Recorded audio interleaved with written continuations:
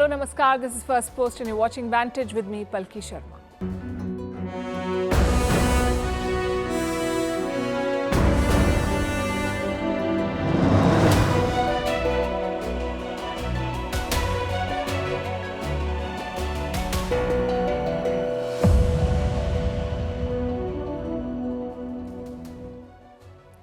The risk in the Red Sea continues to rise. Houthis are on the war path. They're attacking ships. Yesterday, we told you about a 10-nation coalition to counter them.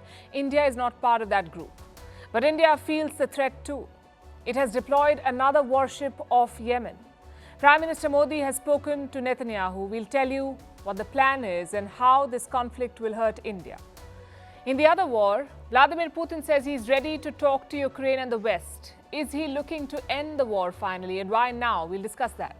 In the US, a court has disqualified Donald Trump for contesting the election. We'll tell you what this means. In Pakistan, Nawaz Sharif's outreach to India continues. Is this a new strategy? How should Delhi see it? The story of the rise and fall of Toshiba, the Japanese electronics giant, is off the stock market. Now, artificial intelligence can predict your death, among other things, and a company is offering bonuses to employees who run every day. How should you see this? We'll discuss all this and more. The headlines first. Will there be another temporary truce in Gaza? Ismail Haniyeh, the Qatar-based Hamas chief, is in Egypt for talks. Israeli president has said his country is ready for another pause. In November, Qatar, backed by Egypt and the US, helped broker a week-long truce. Malaysia bans all Israeli-flagged cargo ships from docking at its ports. Kuala Lumpur says this is in response to Israel's offensive in Gaza. Muslim-majority Malaysia does not recognize Israel but maintains ties with Hamas. The Democratic Republic of Congo votes to elect its new president. The government declares a bank holiday, closes the borders and suspends domestic flights. The incumbent president is up against a fragmented opposition. The DRC is one of the poorest countries in the world. Hospital doctors in England start their longest strike yet over pay. Junior doctors are on a 72-hour walkout. This will be followed by a 6-day strike from the 3rd of January. The state-funded National Health Service warns thousands of appointments could be postponed or cancelled. Ryanair wins the European Union court fight. A court annuls approval of billions of dollars in state aid to Air France KLM. The money was given in 2020 during the pandemic when COVID grounded flights. Ryanair, which is Europe's largest low-cost airline, had challenged the decision, calling it unfair. And the Russian Football Association votes against leaving UEFA for the Asian Confederation. The European body had banned it because of the Ukraine war. The ban prevented Russia from taking part in the Euro 2024 qualifiers.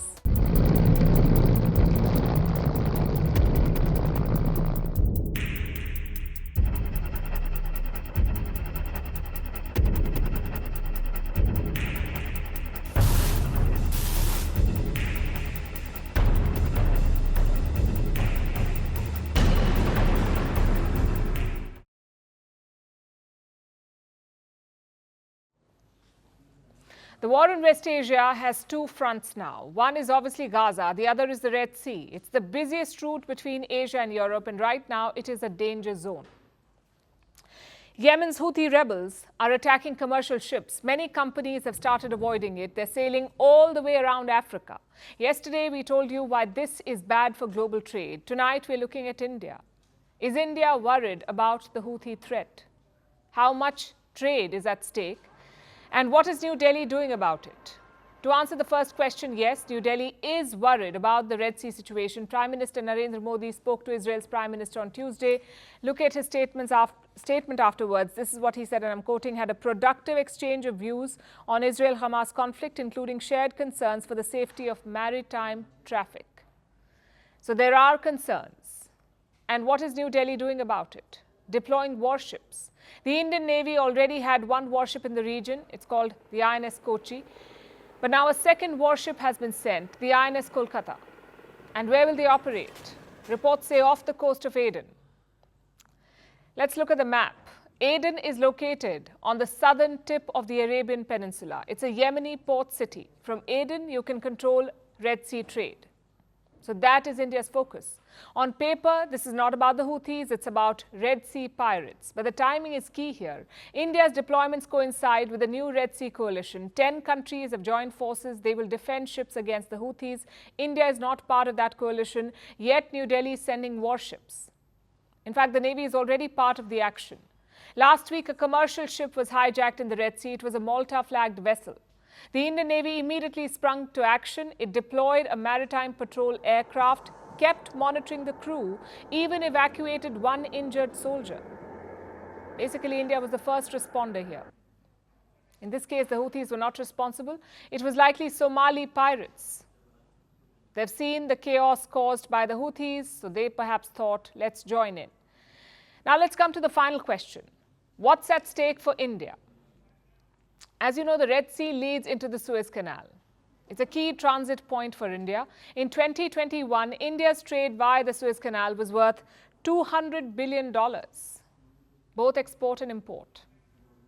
And what is India's total foreign trade? Around $1 trillion, meaning 20% of India's trade is via the Suez Canal. So 20% of India's trade is at stake. There are two major worries. Number one is oil. India now has two major suppliers, West Asia and Russia. The West Asian oil is shipped via the Persian Gulf, so no problems there. But most of the Russian oil comes via the Suez Canal and the Red Sea. That's 40% of India's total imports, around 1.7 million barrels. If those ships are targeted or rerouted, costs will rise. That's worry number one. And here's number two, freight costs. When you transport goods, you must pay for the ship. And those payments are rising. Some Indian industry experts are worried. They say shipping costs could rise by up to 40%, meaning Indian exports will become more expensive. And no country likes to import expensive goods. So India is right to be worried about these Red Sea events.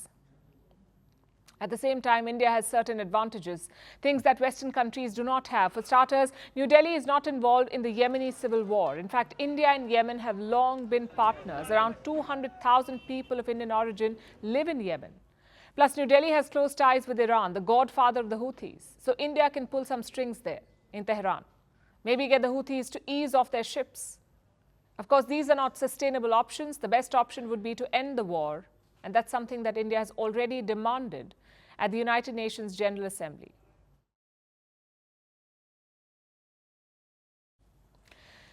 "665. That's how many days Russia and Ukraine have been at war. In this time, we've seen the momentum swing. First, a Russian blitzkrieg, then a Ukrainian counteroffensive, then a stalemate, and now another Russian onslaught. It is clear that Moscow has the edge, which is why Vladimir Putin's latest comments have raised eyebrows. Yesterday, Putin had two key meetings. One was with soldiers who fought in Ukraine. He awarded them Russia's Gold Star. It's their top military honor. Then Putin met with his top military aides and he told them he's ready to negotiate with Ukraine and the West. But on one condition. Listen in. We won't interfere, but we won't give up our territory. This is what everyone in Ukraine, Europe, and the USA, everyone who is aggressive towards Russia should understand. If they want to negotiate, let them negotiate. We will only do it based on our interests. So that's Putin's message. We will talk, but on our terms. The question is why? After all, Putin has a battlefield advantage now. So why is he eyeing a political settlement? Maybe he wants to negotiate from a position of strength. Maybe he fears that the momentum will swing again. Or maybe he knows that the West will turn him down anyway, in which case there is nothing to lose. The Kremlin has now clarified Putin's remarks. They say there is no basis for talks now. Apparently the conditions are not good. Then why did Putin offer negotiations? Well, there's no point speculating. Instead, let's put his comments in context. What is the state of this war? Is there a peace deal on the table? And is the West willing to talk? Let's look at the battlefield first. Russia controls more than 17% of Ukraine's land. This year, Kiev launched a counteroffensive to take back some of it. But that operation failed. Look at how one soldier described it, and I'm quoting, "As we like to say in the army, the plan was good on paper, but we forgot about the trenches." So Ukraine is stuck. Meanwhile, Russia is putting more men on the ground. It's being called a relentless assault. Also, the airstrikes continue. Russia has launched 5 aerial raids this month. The latest was on Tuesday. 19 drones targeted Kiev, Odessa and Kherson. The Kharkiv region was hit by 2 missiles and casualties. Ukraine says none. But these air raids are not just about damage. It's also about psychology. It's about turning Ukrainians against their leadership. And looks like it is working. A new opinion poll has been published in Ukraine. It looks at public trust. 62% people have trust in Volodymyr Zelensky, their president. I know it sounds like a lot. Most Western leaders are stuck below 50, so 62% should be good. But in the month of December last year, Zelensky polled much higher, close to 84%. So in 1 year, his ratings have dropped by 22%, which is a huge drop. At the same time, trust in the army is unshaken. 96% Ukrainians trust the military. 88% trust the commander-in-chief, the same man who said that the war is at a stalemate. So what is Zelensky doing? On Tuesday, he organized a year-end press conference. I guess it's the new fad in town. Zelensky says Russia has not achieved any victory. Russia did not achieve any victory. Our fighters have done well, people have done well. I am once again grateful to them for this. As for financial assistance, we are working very hard on it. I am sure that the United States of America will not betray us and that what we have achieved with the United States will be fulfilled. So Zelensky is betting on the US. It is a risky bet. American senators say aid will not be approved before the new year. The US House is already on holiday. So this winter will be tough. Which brings us to the peace deal. Is there one on the table? Zelensky proposed a 10-point formula last year. And the key points were this. Russia must withdraw all its soldiers. Russia must respect Ukraine's borders. Europe must guarantee Kiev's future security, and Russian soldiers must be tried for war crimes. But for Putin, it's a non-starter. He will never agree to these terms. So the question is, will Zelensky make some concessions now? He proposed a peace plan in August last year, but 2 months later, he signed a new decree. He outlawed any negotiations with Putin. This was after Russia formally annexed Ukrainian land. So last year he was not game, but 2023 has been a year of setbacks for him. Could that force Zelensky's hand? The Kremlin says the West won't let it happen. And that's right. Moscow claims Britain asked Kiev to withdraw from the peace talks. It's a massive allegation. Britain asked Kiev to withdraw from the peace talks. Neither Kiev nor London has reacted yet, but it's a big claim to make. And if true, it is a problem, because Zelensky will negotiate only if the West wants him to, only if they pressure him. And which Western leader will do that? Some do appear interested, like French President Emmanuel Macron. He says he would still take calls from the Russian president. If President Putin has a willingness to engage in dialogue and serious proposals to move forward and emerge from the conflict and build a lasting peace, that is to say one that respects international law and therefore Ukrainian interests and sovereignty, I'll take the call and will spare no effort to obtain a result. It will be a test of leadership. Putin has elections coming up in March 2024. He will win, no doubt. But how does he want to start his next term? As a wartime leader or with a fresh start? Same with Zelensky. He always knew that he couldn't win this war, but now he could lose it. So both Putin and Zelensky have many factors to weigh, like legacy, politics, strategy. If they stick to the battlefield, there will be only one winner. And that's how wars work. But if they negotiate, more possibilities open up. We'll have to wait and see what they choose.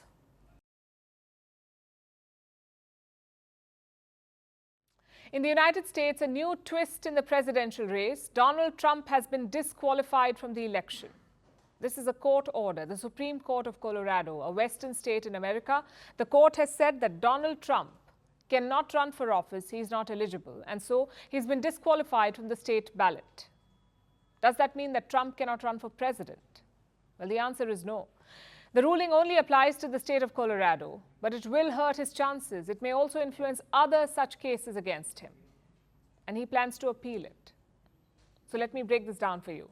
This case is about the Capitol riots of 2021. The court called it an insurrection, meaning a violent uprising against a government or an authority. That's what an insurrection is. And the court said that Trump was involved in this. Now, this was a 4-3 verdict, so basically a slim majority. The ruling cites Section 3 of the 14th Amendment of the US Constitution. It is a provision from the Civil War era.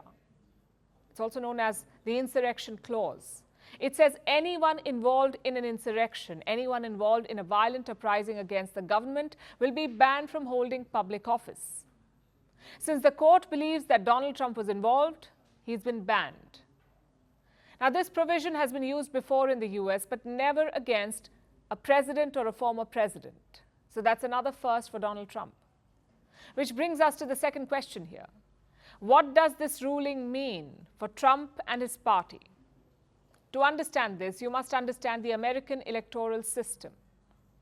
It's not like the one we have here in India or the UK. It's a presidential race. The first part is called the primaries, where each party votes for their candidate. They choose their presidential candidate by vote. And then you have the final election between the candidates of both parties. Now, this ruling applies only to the state of Colorado, to the state primary election. It is scheduled for the 5th of March. That's when Republican voters in Colorado will choose their presidential candidate. Donald Trump's name won't be on the ballot in his state. So how is he reacting to this? Trump has called the ruling, and I'm quoting, undemocratic. Other Republican leaders have also slammed it. They've called it a scheme of the Democrats. It's no wonder crooked Joe Biden and the far-left lunatics are desperate to stop us by any means necessary. They are willing to violate the U.S. Constitution at levels never seen before in order to win this election. Joe Biden is a threat to democracy. It's a threat. They're weaponizing law enforcement for high-level election interference because we're beating them so badly in the polls. Trump will appeal this in the US Supreme Court, and it's hard to predict what the court will say, but this is a court with a conservative majority. 3 of these judges were appointed by Trump himself. So it is believed that they may be sympathetic to his cause. But what if they're not? What if they uphold the Colorado order? In pure numbers, it should not bother Trump. And I'll explain why. Traditionally, Colorado is a Democratic-leaning state. In 2016, Trump lost Colorado to Hillary Clinton. In 2020, he lost the state to Joe Biden. So Colorado is technically inconsequential for him. Trump was never going to win it anyway. The worry is the precedent it sets. What if other states follow this trend? Colorado has already ripped the Band-Aid, and others are watching this closely. If similar lawsuits are filed in, say, swing states, the likes of Michigan and Minnesota, the states that can go either way, that is why they're called swing states, then it would worry Trump and his party. Having said that, Donald Trump has a unique ability, a way to turn legal losses into election wins. He's already polling higher than all other Republican candidates, and according to a new poll today, Trump is tied with Biden at 44%. He's also wiped out Biden's lead with Latino voters, and that's saying something. Because Joe Biden is the incumbent. He has all the advantage. Incumbent presidents in America are usually on a solid footing.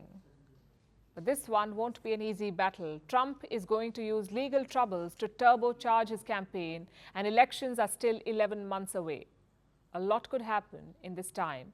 A clear lead for Trump or an end to his campaign.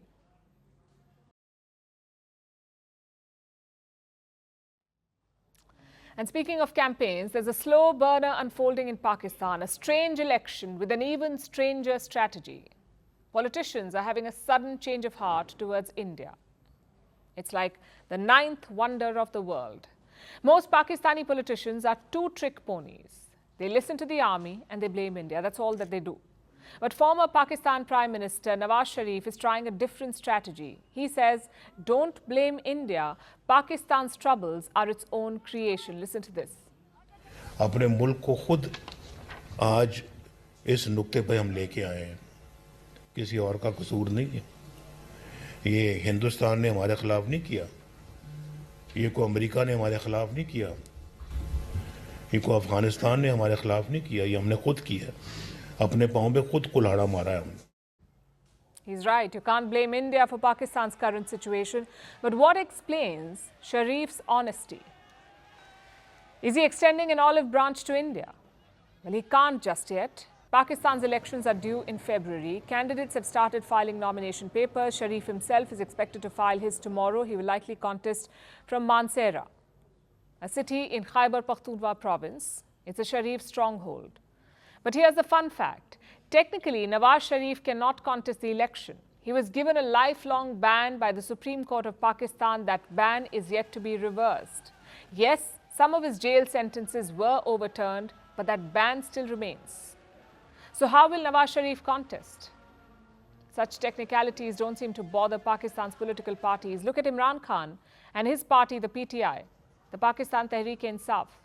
The PTI says Imran Khan will contest from 3 seats: Lahore, Islamabad and Mianwali. How about that? Imran Khan is currently in jail. He too has a lifelong ban on contesting elections, but his party is filing papers from 3 seats. Tells you the state of Pakistan's politics. But let's assume for a moment that Nawaz Sharif contests, he wins, and he also becomes Prime Minister. Will he keep saying good things about India? Well, that depends on the Pakistan army. Has Pakistan's army then told Nawaz Sharif to change his tone, to sweet talk India? If it has, it could signal a policy change, a possible outreach to India. And frankly, it is a possibility that the army has told him to do this. I'll tell you why. Nawaz Sharif has not suddenly started sweet talking India. It's been a trend. He started while he was still in exile in London. He continued at his first rally after returning. And since then, he's been unstoppable. Every time Sharif gets a mic, he talks about India. Take a look at this. आज हिंदुस्तान चांद पे चला गया है, G20 की meetings वहां होती हैं, ये तो सब कुछ हमें करना चाहिए था. वाजपेयी साहब जब वजीर आजम बने तो $1 बिलियन हिंदुस्तान के खजाने में नहीं था, लेकिन आज उनके पास $600 बिलियन जो है ना वो कहां से आ गया है. हम अपना हमसायों के साथ लड़ाई करके दुनिया के साथ अच्छा ताल्लुक करके तरक्की नहीं कर सकते. हमारे दौर में इंडिया के 2 वजीर आजम यहाँ पाकिस्तान तशरीफ लाए, मोदी साहब और वाजपेयी साहब. इससे पहले कब कभी कोई आया था? अब अपने मामलात को हमें इंडिया के साथ भी ठीक करना है, अपने मामलात को हमने अफगानिस्तान के साथ भी ठीक करना है, हमने अपने मामलात को ईरान के साथ भी मजबूत करना है. If the army disagreed, they would and could have stopped him. They could have said, stop praising India, but clearly they haven't. And why is that? Well, Pakistan is chasing resets around the world. This week, the army chief was in the United States. He met top US officials like Lloyd Austin and Antony Blinken. And today, the army released a statement. Let me quote from what they've said. The army chief said that Pakistan wishes to develop itself as a hub of connectivity and a gateway to Central Asia and beyond. However, it wants to eschew bloc politics and believes in maintaining balanced relationships with all friendly countries. Just a reminder, Pakistan is saddled with Chinese loans. It is often called a Chinese province, a vassal state of Beijing. Now, that same Pakistan wants to avoid bloc politics. In other words, it wants to repair relations with the West. We've explained the reasons before. Pakistan needs bailouts from global institutions, institutions where the US can help. Hence the reset. But does that reset also extend to India? Logically, it should. India is the new engine of global growth, the 5th largest economy. So India's prosperity will rub off on neighbors, especially neighbors who want to be a regional transit hub. Imagine the benefits for Pakistan. But the question is, are they genuine? Nawaz Sharif has tried to repair relations before. He was Prime Minister when a bus route was opened from Delhi to Lahore. In 2014, he attended Prime Minister Modi's inauguration. The next year, Modi returned the favour by attending Sharif's granddaughter's wedding. So the two leaders are familiar, but every time the military has spoiled Sharif's plans. In 1999, they launched the Kargil War. In 2017, he was convicted in a corruption case. So will this time be any different? Only if the army supports him. Of course, India's red lines and position are clear. terror and talks do not go hand in hand. If progress is made on that front, who knows? Maybe a reset is on the cards.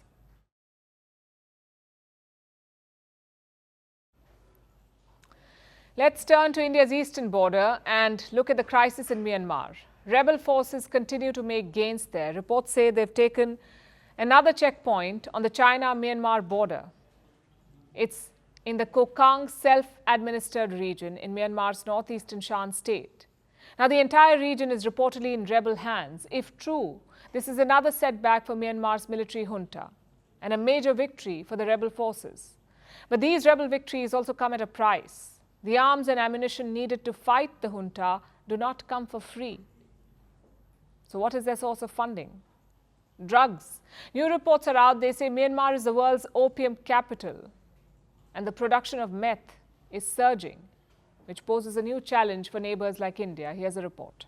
We all know that what's happening in the country since the military takeover in February 2021, an ongoing conflict, governance challenges, worsening economic situations, that all have contributed to the increases in opium poppy cultivation and engagement of farming of opium by farmers. That was an officer from the UN Office on Drugs and Crime. He says opium production is on the rise in Myanmar. And this has been the case since the military junta deposed Myanmar's democratically elected government in 2021. The UN Drug Office has released its annual report, and it says Myanmar has overtaken Afghanistan as the world's top opium producer. The UN report says Myanmar's opium economy was worth 2 to 4% of its GDP last year. It's estimated at $2.5 billion. There was an 18% increase in opium production in Myanmar between 2022 and 2023. And they expect it to rise further next year. It's not just opium. Myanmar has steadily become a hub for other drugs as well, especially methamphetamines, known locally as yaba or crazy pills. The production of these drugs has surged in Myanmar's Shan state. It lies in what's known as the Golden Triangle, Southeast Asia's major drug-producing region. The drugs produced in Myanmar make their way across the Asia-Pacific. They are smuggled through Thailand or other neighboring countries, and they enter the global black market. In the last 2 weeks, major drug busts have taken place near the Thailand-Myanmar border. Last week, the Thai police seized 50 million meth tablets. 50 million. It's a record bust in Thailand. This week, there was another seizure. 2 million tablets this time. They were recovered after the Thai police shot down suspected drug smugglers. And Thailand isn't the only country these drugs pass through. Take India, for instance. Reports say hundreds of people in India's northeast have been arrested for drug-related crimes this year. Some have been Myanmar nationals. Others are Indians who have been aiding the cross-border drug trade. Myanmar's rebel offensive that began in October has sparked more fears. People from Myanmar are making their way to India as refugees. Local authorities worry that this will lead to a rise in drug trafficking. We can see that increasingly sophisticated farming practice in Myanmar over the last few years, that resulting in the record opium yield per hectare, 22.9 kilograms, which is again 65% increase compared to just 2 years ago. There's a reason for this. Before the 2021 coup, opium production in Myanmar was going down. But the junta takeover set off fresh waves of resistance among Myanmar's various ethnic groups. Clashes between the junta and the rebel groups led to instability in the far regions of the country. And some people began turning to opium farming again to make a living. That's one part of it, the unorganized part. But it isn't the only reason drug production is up. Organized criminal elements took advantage of the military takeover to boost drug production as well. The Shan state is the major drug production region in Myanmar. This is overseen by some rebel groups in the region. They negotiated with the junta after the military took over, promised to refrain from fighting in exchange for autonomy, and then they proceeded to ramp up drug production. They've used this to fund the latest offensive against the junta. Does this mean the junta is better when it comes to the Myanmar drug problem? No. Junta troops have also been implicated in the drug trade. So it's a complicated situation where almost no one's hands are clean.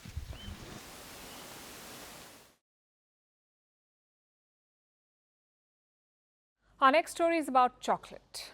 No, we don't want to talk about the recently released Wonka movie, but rather chocolate's chief component, cocoa. Chocolate is derived from cocoa beans. These are grown in various tropical countries, but two of them stand out. Two countries in West Africa, the Ivory Coast and Ghana. More than 60% of the world's cocoa is grown in these two countries, the Ivory Coast and Ghana. These are the cocoa powerhouses of the world. But this year, they're in crisis. Abnormal weather has hit cocoa production, and this is causing a surge in prices. Let me show you the numbers from November 30th. Cocoa futures were trading at a 46-year high. What does that mean? In simple words, it will sell at a 46-year high in the future at a predetermined time. And why are the prices up? Because shipments are down. From the Ivory Coast, supply has fallen by 33% compared to last year, and Ghana shipments are down to a 13-year low. This is not expected to get better next year. So what is leading to these low production levels? Heavy rainfall. Listen to this. When When the cocoa was blooming, we had too much rain, so all the flowers were washed away. That's it. Cocoa doesn't like too much rain. It likes the rain, but not too much of it. If it rains too much when the tree is flowering, it washes everything away, and then the campaign fails just like that. Quand il aime pluie, mais trop pluie, il n'aime pas. Quand il pleut trop, quand il donne le fleur, ça lave tout. Last month, both the Ivory Coast and Ghana saw unusually heavy rains caused by the weather phenomenon called the El Nino. It's a natural weather pattern. It occurs every few years. It leads to excess rainfall around the equator. But in recent years, the El Nino has been worse than usual. And that's because of climate change. The more global warming humans cause, the more powerful the El Nino becomes. This year has been especially bad, and it has led to severe rainfall in the chocolate belt of West Africa. The rains were destructive enough by themselves, but they also brought another problem: disease. Last year's production and this year's production are not the same. This year what we picked didn't even fill a whole bag. Because of the rains, the berries were rotten. This is called the black pod disease, a plague that hit the cocoa crop in West Africa. As the name suggests, it causes cocoa pods to turn black and rotten. And it's a double whammy. It hits the quantity of the cocoa harvest. It also affects the quality. And it's one of the major reasons why there's a cocoa deficit this year. But this is just one part of the problem. There are many other factors at play. Like in the case of Ghana, it's illegal mining. Ghana is a country rich in natural resources like gold. This year, Ghana ranked at number 6 when it came to gold production. But almost a third of this was from small mines. Mines operated illegally by small-scale diggers. These small illegal mines are popping up everywhere in the country, even in Ghana's cocoa plantations, and this is causing a fall in production. Because gold is any day more lucrative than cocoa. So farmers allow it. They support illegal mines on their land. Now, this has been going on for years, but recently there's been a surge in illegal mining because Ghana is going through an economic crisis. It defaulted on its sovereign debt last year. The currency depreciated. In 2022, it fell by over 50% against the US dollar, and this year the fall continued. Meanwhile, inflation rose above 26% last month. So the citizens are suffering, including the cocoa farmers, and many of them are turning to illegal gold mining. The knock-on effect has exacerbated the global cocoa shortage. There's no quick solution to any of this. The El Nino will continue into the next year. Ghana's economic woes are not going away anytime soon, and this means cocoa and by extension chocolate will continue to get more expensive. So enjoy it this holiday season, because who knows how much a bar of chocolate will cost you next year.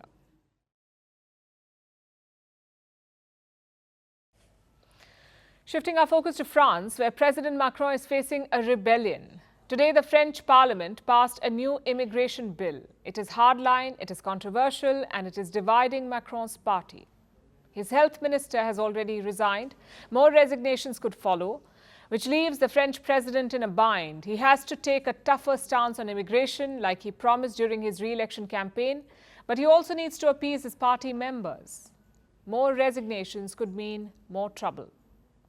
So what is this immigration bill and why is it dividing the French government?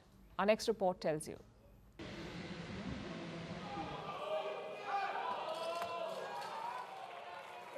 France has passed a new bill. It comes after weeks of debate, compromise, political wrangling and concessions. It's still controversial and is now dividing the French government. The new law in question is a contentious immigration reform. The bill was in discussion for quite some time. It's gone through rounds of amendments. It was about toughening immigration rules, but some in Macron's party say it's gone too far.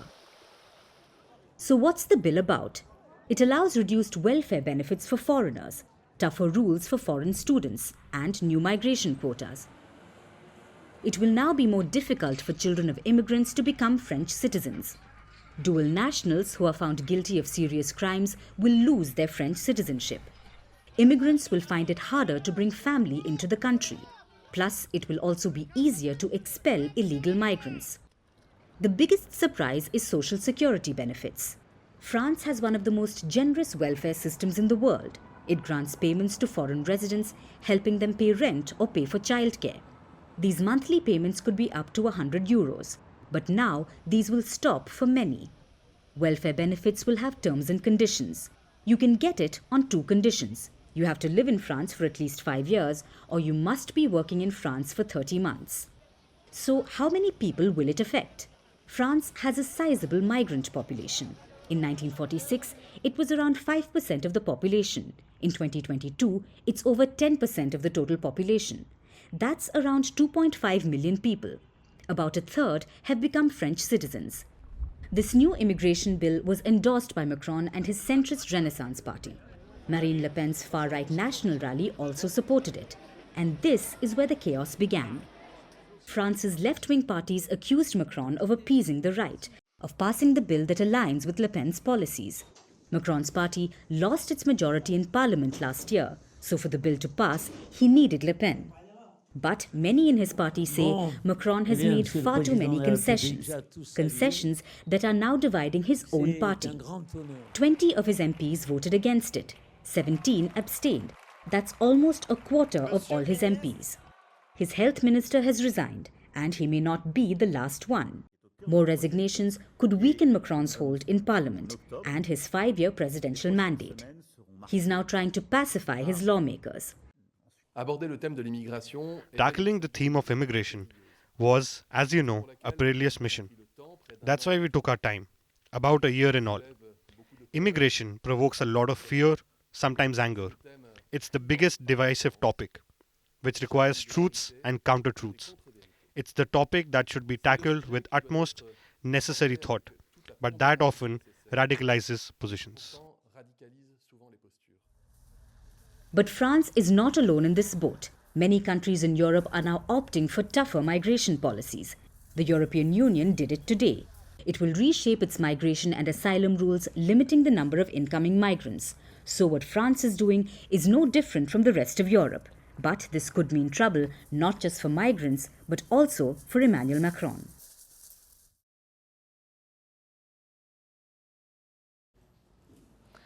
Our next story comes from Japan, where a corporate behemoth has fallen. We're talking about the electronics giant Toshiba. Today, after 74 years, Toshiba was delisted from the Tokyo Stock Exchange. The company is no longer a publicly listed firm. Instead, it will now be a private company owned by a consortium led by Japan Industrial Partners, or JIP. It's a private equity firm. JIP and its partners bought Toshiba in September for 2 trillion yen. That's about $14 billion, and the consortium took Toshiba private today. But how did it come to this? Toshiba was a Japanese powerhouse, a 150-year-old company. How did it fall from grace? It's a story about bad luck, worse management, and external interference. It began in 2008 with the global financial crisis. That's the bad luck part. Like most other firms, Toshiba was hit by the Great Recession. But unlike others, Toshiba did not deal with the setback honestly. Instead of reporting losses, its CEO wanted to show profits. So the company indulged in accounting malpractices. This is where the worst management comes in. For 8 years, Toshiba overstated its operating profits. This was to the tune of $1.2 billion. And this went on till 2015. That's when the accounting scandal came to light. It went public. And it shook public faith in the company. 3 successive CEOs oversaw this scandal. Do you know what the investigation says? The CEOs did not directly ask anyone to cook the books. They just put pressure on their subordinates. And Japan's corporate culture did the rest. It produced the tainted results. This investigation and this scandal was also an indictment of Japanese work culture. It showed how workers are completely obedient to their superiors, how they would go to any lengths to deliver results, including cooking the books. This reeks of bad corporate governance and a lack of safeguards. But the story does not end there. After the scandal came to light in 2015, Toshiba said it would change. And that should have been that. But the very next year, bad luck would strike again. In 2016, Toshiba took a gamble. Its US subsidiary pledged to construct a power plant. It would cost about $7 billion. But later that year, the subsidiary went bankrupt. It left Toshiba holding the bill. So they had a $7 billion loss on their hands, and this caused their share prices to tank. Toshiba then went into damage control mode, selling off prized assets to stem the bleeding. It sold its mobile phone business, also the medical systems, but it wasn't enough. So the company still needed a bailout, and it got one in 2017 from foreign investors, which is where the third problem began: external interference. You see, Toshiba is a 150-year-old Japanese company. It had its fingers in a slew of businesses, from electronics to power to infrastructure. It was once considered a critical asset by the Japanese government. So it was given plenty of leeway by domestic shareholders. But the 2017 cash injection came from overseas, and these investors had some expectations. They started demanding changes from the Japanese management. This led to a power struggle. Then the Japanese government allegedly got involved. Japan's trade ministry colluded with Toshiba to suppress the foreign investors, and this led to more external interference and more chaos at Toshiba. The company never recovered from all of this. It eventually decided to opt for a buyout, and that's how we are here today, with Toshiba going private. And there are lessons to learn from this saga. Chief among them is honesty. Bad times will hit every company. The balance sheet will look bad sometimes, but shady accounting is not the solution. Sooner or later, you will get caught. And the fallout can even bury a centuries-old organization.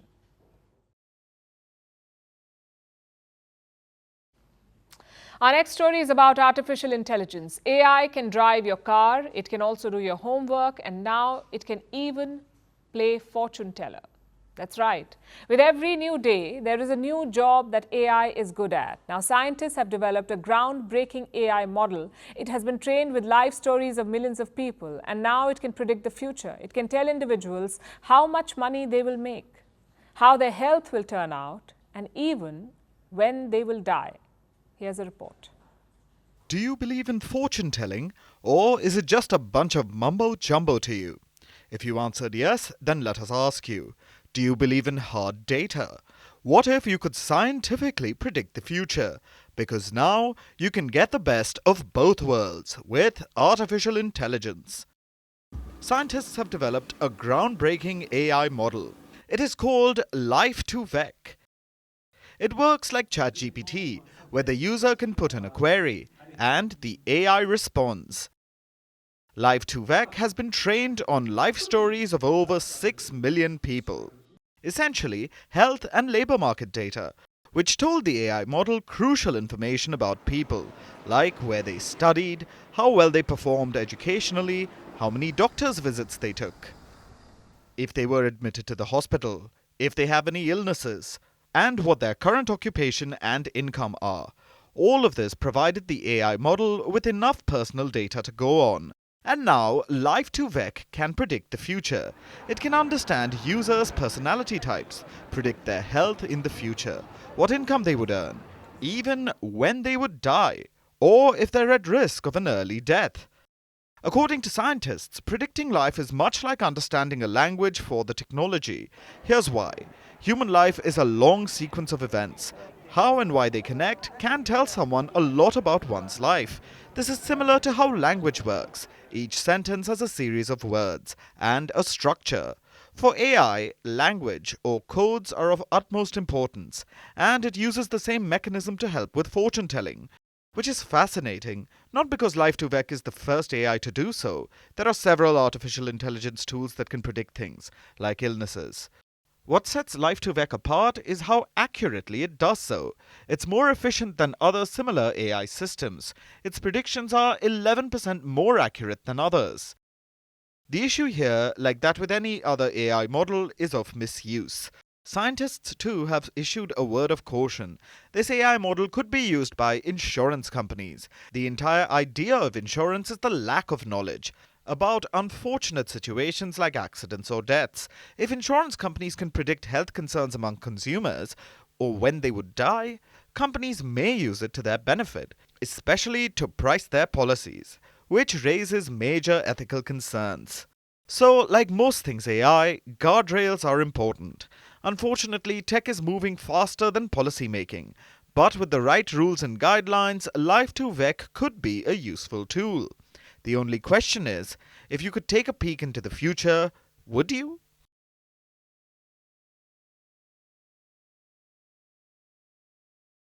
Your company is interested in your body. If it sounds creepy, that's probably because it is. Except I'm only talking about your health. Your company wants to know all about it. So let me ask you this. Does your company run a fitness program? Have you been asked to download a health monitoring app? Are you made to wear a fitness tracker or patch? If the answer is yes, welcome to the club of constant health surveillance. This is a rapidly growing phenomenon in the workplace. Workforce health is a valuable source of intelligence. Wear a sleek health monitor on your wrist and your company can scoop up volumes of highly sensitive data like how many steps you walk, where you cover the distance, what is your heart rate, how much or when you sleep, even how well you sleep. Imagine taking a fake sick leave, but your boss finding out that you walked 15,000 steps that day. As I said, it's creepy, and in this case, maybe even funny. But that's just this case. Ideally, employees voluntarily sign up for this monitoring. They're lured by cash or reduced premiums on insurance. For instance, IBM offers $150 if workers meet health targets. United Healthcare offers $1,500 a year in reimbursements on health benefit plans.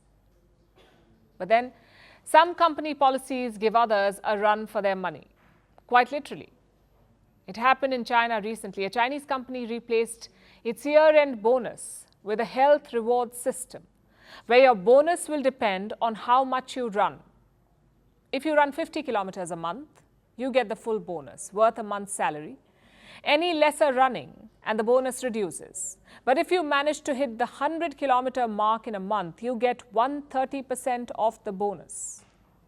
Now, critics say this plan is using bonuses as a bargaining chip, where the staff has to work twice as much to earn the same bonus. But according to the company, this policy will promote healthy lifestyles. After all, more active workers have higher productivity. Regular exercise can improve memory and reduce stress, so it's a win-win situation. Workers are healthier and companies benefit from their increased performance. Plus, they get to keep insurance costs down.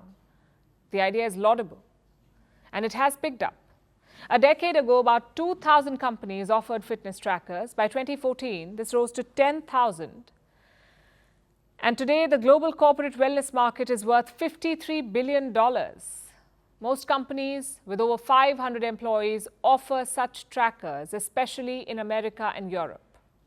But despite this boom, let me ask the golden question. Does monitoring employees actually help? Do such programs work? The evidence is mixed at best. Most studies say they do not help.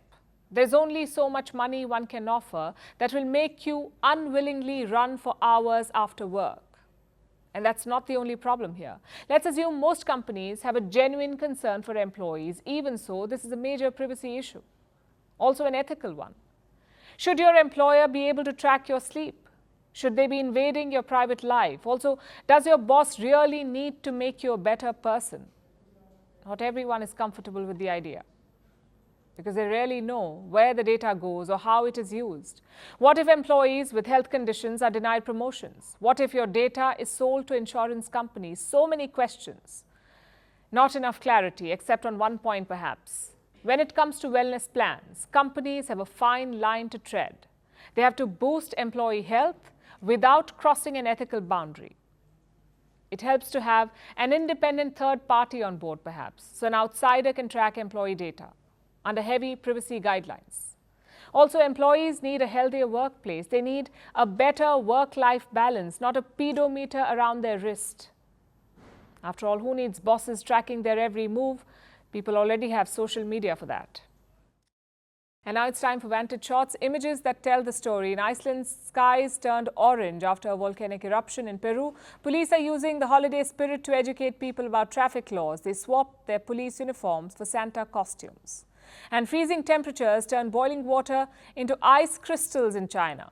Finally, we are taking you back in history. On this day in 1989, the United States invaded Panama.